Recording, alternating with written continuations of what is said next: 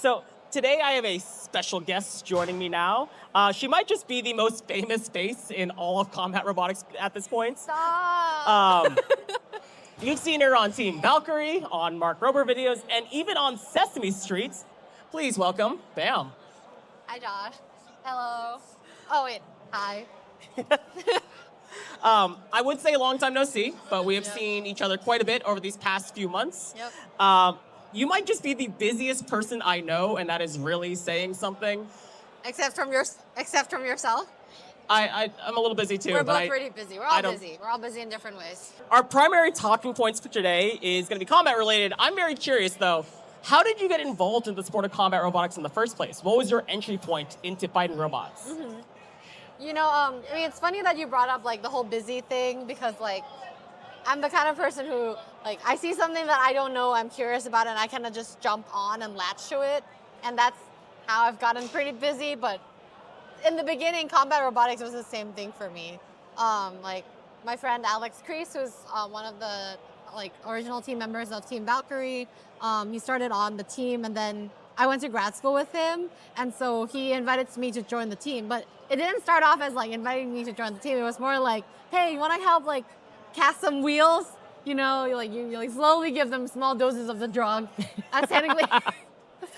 And then, you know, at some point, I'm now designing a part of a robot that I haven't really actually seen, and then now I'm driving the robot.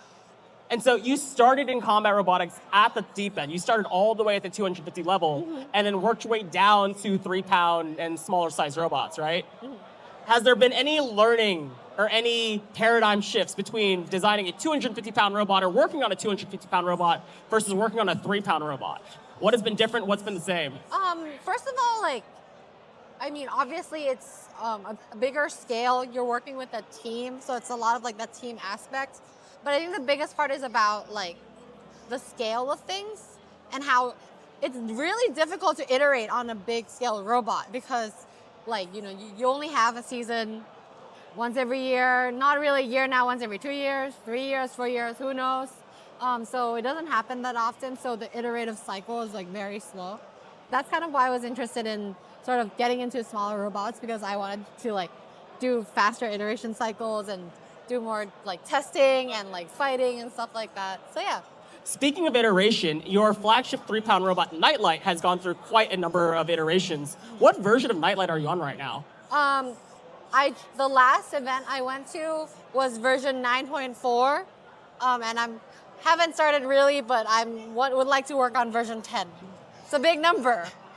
Tell me, what are some big learning lessons between version 1 and 9.4 that you've really taken away with building this robot? Yeah, I mean, between every event and every fight, you know, you get new challenges, you change some things, you keep some things the same, things break. So the changes have been incremental, and I think in a way that's intentional, and that's kind of nice. Like sometimes like drastic changes don't happen that often unless you're like doing like a brand new rev.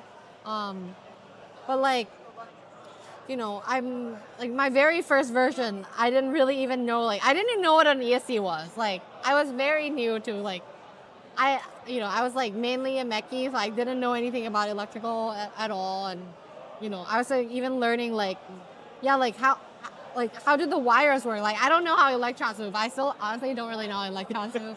Shout out to all my friends to help me with that. But like, I think the biggest learning for me was just like the understanding of materials, the understanding of like, it's all about like learning about how I can allocate different resources. That's a good way to put it, to different parts of the robot, whether that be like electronics, whether that be like parts, whether that be like my time, and like how do I like optimize this thing? If there's an event coming up, like how do I optimize my time to like work on different parts of the robot? And then like learning about like driving too. And the interesting thing about combat robots is like, I think different robot archetypes are so different. You know, they like, I think to an outsider, it might look like each robot's like, oh yeah, it's a combat robot. It's all the same. It's very different. Like I only know about undercutters, like period. I have about like 1 minute of stick time on a non-undercutter robot. With Jeevan's robot, right? Except for, yeah. And then for every other, and then I've driven some bot hockey. But other than that, only undercutters. And I think like the design and like the driving, the strategies going into it, it's very different between each. Do you type of think robot. only working on one style of robot has helped you iterate that style further and more completely?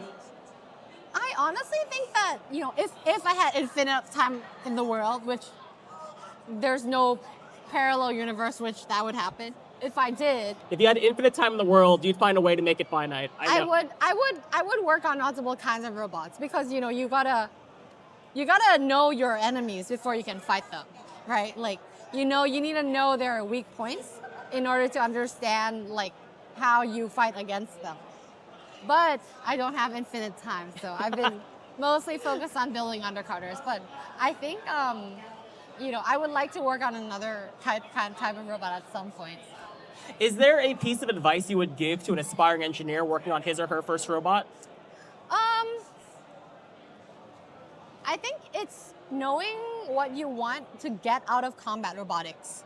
Because I feel like there's so many different, like people are in the sport for so many different reasons. Like you can be there to like learn how to do engineering, right? For me, a lot of it is to have a hands-on project and learn how to build things with my hands. So because in school, I was such a textbook nerd. I was like very good at theory and solving equations and doing all that, but I didn't really know how to do anything with my hands.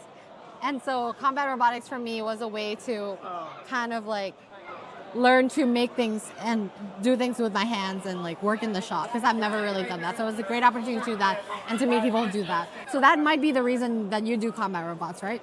But some people like, they just like competing.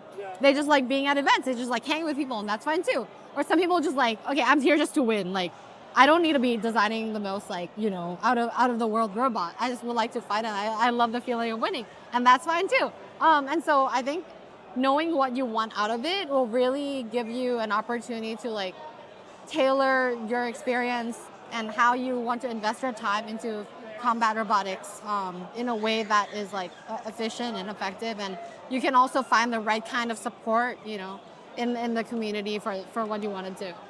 For a lot of builders, everybody has their own specific reasons why they do combat robotics. Why do you do combat robotics? So I would say two reasons. One is, just to get more experience with hands-on engineering. I have not had that much experience to do that, opportunities to do that when I was in school or even after school while I was working. So hands-on engineering. And the other is like just to meet cool people. Like I met such an amazing group of friends and through doing combat robotics and, you included. And it's such a good community. What else is there to say, right? You can definitely agree. Absolutely. So, yeah. I think for me personally, the community it isn't the reason why I got into the sport. I got into it because I wanted to compete and I wanted to win fights. Yeah. But the community is the reason I stayed. I stayed here because the community of combat robotics is the most welcoming, inviting, happiest group of people I've been with. Yeah. It's been a lot of fun. Yeah. And I think like overall, I came into combat robots thinking that I would learn about engineering and all that, but I feel like I got so many other skills and like experiences out of it that I didn't really expect, right? Like all these like soft skills of like learning how to feel about failure, how to like think about projects and how, I feel like that's really influenced and informed the way that I approach not only like my professional life, but also like I approach life in general. So I think that's been really nice. And, in addition to the extremely supportive community that it's around us. So. And I think that last bit, it's actually really powerful. The idea of learning to be comfortable with failure. There's a lot of different hobbies that people can do. I don't think there's a single hobby that gets you more comfortable with failing than combat robotics. Yeah. Because in combat robotics, when you fail, it's obvious and yeah. you know. It's like, hey, your robot caught on fire. Lol, me too. Sometimes it's just like that, right? And it's just like you just move on and do the next thing, and that's just a part of it. It happens to everybody. So the idea that failure is normalized, I think, is so powerful in combat robotics, right? Like, you throw two robots in there, one of them is gonna fail, and like out of like hundreds and hundreds of fights that happen, like failure is so like it's so normalized in a way that makes it safe for people to feel like they can experience it, right? Because in so many other hobbies or so many other environments, like work environment, school environment, right? Failure is it's such a taboo. Like people say, like you experience failure and you're like, oh, this sucks, right? But then in combat robotics, it happens so much that it's not something that people you don't necessarily feel bad about it. Where you kind of do, but in a way that you're more focused on, hey, what can I do better the next time? Like understanding the problem, and everyone's there to like support you and push you forward. So I think that's such a cool thing about combat robotics to me. I think especially the expectations are just way different, right? For new builders, failure is almost the normal. We expect new builders to have problems, to Yeah. have issues, and to fail. And it's so normalized in our community where I think that's a plus. I think it's a positive that you can fail in a safe environment Yeah. and be okay with it. Move on, fix your problems, and Yeah. go again. Yeah, there have been times when I go in a fight and like my robot does not get destroyed, and I'm like, oh, because there's always something you can learn from going into a fight, even if it's like, sometimes your robot breaks in a new way, and you're like, great, I'm gonna fix this.